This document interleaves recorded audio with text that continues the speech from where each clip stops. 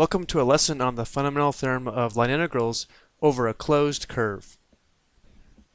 The fundamental theorem of line integrals states that if the vector field f is conservative, meaning it's equal to the gradient of function f, then the line integral between any 2 points is the difference between the potential functions at the ending point and beginning points. So given that we have a piecewise smooth curve, to apply this theorem, we must first check to make sure the vector field is conservative, and then we must determine the potential function using gradient f. And in the first video we discussed that once we know this theorem, it really gives us choices when evaluating a line integral, meaning we can always parameterize the curve and the vector field in terms of t, and then integrate with respect to t, or if we can verify that the vector field is conservative, we can use the fundamental theorem of line integrals using the potential function, or we can use a simpler path and then parameterize in terms of t. In this video we'll take a look at a curve that is closed. So here we want to evaluate this line integral. If f is conservative, we want to use the fundamental theorem of line integrals, and c is the circle x squared plus y squared equals 9 from the point 3, 0 counterclockwise to the point 3, 0. So we're going to start here and we're also going to end here. Let's first see if the vector field is conservative. Since this vector field is in R2, we just have to verify the partial derivative of g with respect to x is equal to the partial derivative of f with respect to y, where the x component would be f and the y component would be g. So the partial derivative of g with respect to x would just be e to the x cosine y, and the partial derivative of f with respect to y would be e to the x cosine y. So these are equal, and therefore the vector field f is conservative.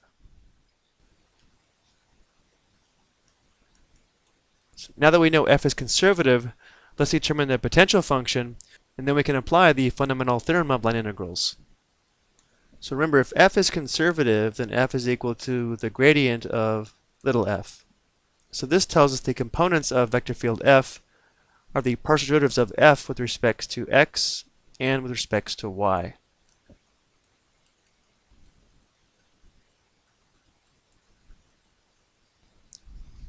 So now to recover the potential function f of xy, we're going to integrate e to the x sine y with respect to x, and then we'll integrate e to the x cosine y with respect to y.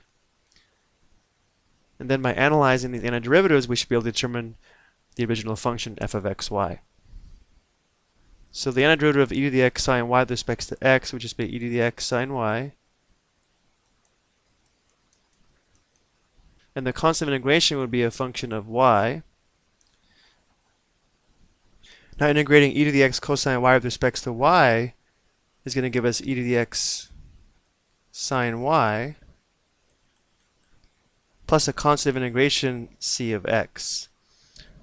But as we can see from both of these antiderivatives, our potential function f of xy would just be e to the x sine y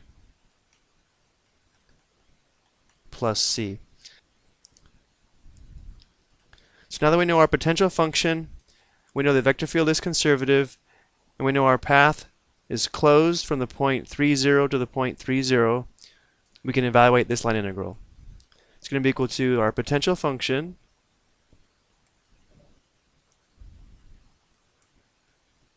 and then we'll find the difference of this function evaluated at 3, 0 and again at 3, 0. Well, if we evaluate this function at the same point twice,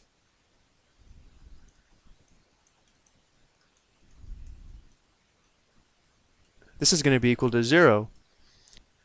So by doing this problem, what we've discovered is that if f is conservative, the line integral is going to equal 0 for every closed curve in R.